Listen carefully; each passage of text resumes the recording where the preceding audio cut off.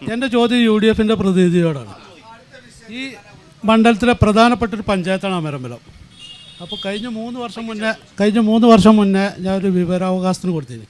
2010 വരെ ആര്യാടൻ സജീവമായി നിന്ന മണ്ഡലമാണ്.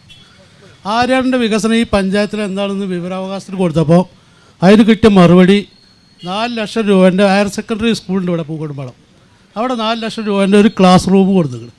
അല്ലാതെ കഴിഞ്ഞ 40 വർഷം ആര്യാടൻ മന്ത്രി MLA എന്ന നിലയിൽ ഒരു വികസനവും ഈ പഞ്ചായത്തിൽ 9 വർഷം കൊണ്ട് എന്തെങ്കിലും മാറ്റം ഉണ്ടായോ? മാറ്റം ഉണ്ടായിട്ടുണ്ട്. മലയോര വേ വന്നു, സംസ്ഥാന പാത നന്നായി, എല്ലാം നല്ല വികസിച്ചിട്ടുണ്ട്. അത് ഈ കഴിഞ്ഞ 9 വർഷത്തെ നേട്ടമാണ്. രോഹിത്, അല്ല, ഇവിടെ എൻ്റെ സുഹൃത്ത് ചോദിച്ചത് വികസനം അടക്കം വന്നു. ഈ നിയോജക മണ്ഡലത്തിൽ എന്ത് വികസനമാണ് നടന്നത്? അദ്ദേഹം പറഞ്ഞ കണക്ക് എന്താണെന്ന് എനിക്കറിയത്തില്ല. നമ്മുടെ നാട്ടിൽ നരേന്ദ്രമോദി അധികാരത്തിൽ വന്നതിന് ശേഷം അദ്ദേഹം പറയാറുണ്ട്, അല്ലെങ്കിൽ BJPക്കാർ പറയാറുണ്ട്, ഇന്ത്യ രാജ്യം ഉണ്ടായത് കഴിഞ്ഞ 10 വർഷക്കാലം കൊണ്ടാണെന്നാണ്.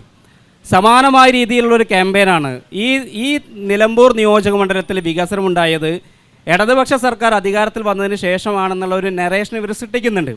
ഇവിടെ ആര്യാടൻ മുഹമ്മദ്, നിങ്ങൾക്ക് ഈ നിയോജക മണ്ഡലത്തിൻ്റെ വ്യത്യസ്തങ്ങളായ ഏരിയയിലൂടെ യാത്ര ചെയ്യാം.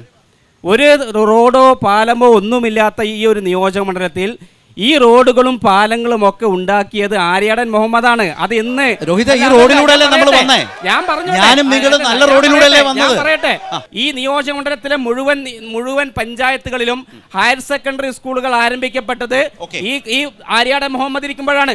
ഗവൺമെന്റ് IT ആരംഭിച്ചത് ഈ നമ്മുടെ ആര്യാടൻ മുഹമ്മദ് ഇരിക്കുമ്പോഴാണ്. അതുപോലെ KSRTC ഡിപ്പോയുടെ വികസനം ഉൾപ്പെടെയുള്ള കാര്യങ്ങൾ 9 വർഷത്തിന് ശേഷം ഈ ആര്യാടൻ മുഹമ്മദിൻ്റെ അല്ലെങ്കിൽ UDFിൻ്റെ ജനപ്രതി പോയതിനു ശേഷം അദ്ദേഹം ഇരിക്കുന്ന സമയത്ത് 36 കോടി രൂപ ഇവിടുത്തെ ബൈപ്പാസുമായി ബന്ധപ്പെട്ട് അനുവദിച്ചല്ലോ. ആ ബൈപ്പാസിന്റെ നിർമ്മാണം പൂർത്തീകരിക്കാൻ ഈ ഗവൺമെന്റ് സാധിച്ചിട്ടുണ്ടോ? ഇപ്പൊ ഈ തെരഞ്ഞെടുപ്പ് പ്രഖ്യാപിക്കുമ്പോഴാണ് പൊതുമരാമത്ത് വകുപ്പ് മന്ത്രി ഇപ്പൊ 200 കോടി രൂപയുടെ ഫ്ലെക്സ് വെച്ചിരിക്കുന്നത്. അത് പൂർത്തീകരിക്കാൻ സാധിച്ചിട്ടില്ല. നിലമ്പൂർ നഗരത്തിൽ ബഹുമാനപ്പെട്ട ആര്യാടന്റെ ഇപ്പോഴത്തെ സ്ഥാനാർത്ഥിയുടെ വീടിരിക്കുന്നിടത്ത് റോഡിന്റെ വീതി എത്ര? അതേപോലെ പഴയ ബസ് സ്റ്റാൻഡിൻ്റെ മുന്നിലെ റോഡിൻ്റെ വീതി എത്ര? ഒറ്റ കാര്യം ഞാൻ ചോദിക്കുന്നുള്ളൂ. നിലമ്പൂർ നഗരമധ്യത്തിൽ ബഹുമാനപ്പെട്ട മുൻ MLAയുടെയും ഇപ്പോഴത്തെ UDF സ്ഥാനാർത്ഥിയുടെയും തറവാട് വീടിരിക്കുന്നിടത്ത് ചന്തക്കുന്നിലെ റോഡിൻ്റെ വീതിയും ഇപ്പോഴത്തെ പഴയ ബസ് സ്റ്റാൻഡിന് മുന്നിലെ റോഡിൻ്റെ വീതിയും നോക്കിയാൽ പഴയ ബസ് സ്റ്റാൻഡിന് മുന്നിൽ നിലമ്പൂർ രാജപാതയുണ്ടായത് പിണറായി വിജയൻ കേരളത്തിൽ മുഖ്യമന്ത്രി ആയതുകൊണ്ടല്ലേ? ഇനി ഞാൻ ചോദിക്കുകയാണ്, ഇവിടെ സംസാരിക്കാം അമരമ്പലത്താണ് ഇവിടുത്തെ മലയോര പാത. നിങ്ങൾ ചോദിക്കുന്നു എന്ത് വികസനം? നിങ്ങൾ മലയോര പാതയിൽ ചവിട്ടാതെ UDFിൻ്റെ സ്ഥാനാർത്ഥിക്കോ പ്രതിപക്ഷ നേതാവിനോ ഈ മണ്ഡലത്തിലെ പര്യടനം പൂർത്തിയാക്കാൻ കഴിയുമോ എന്ന് വെല്ലുവിളിക്കുകയാണ്.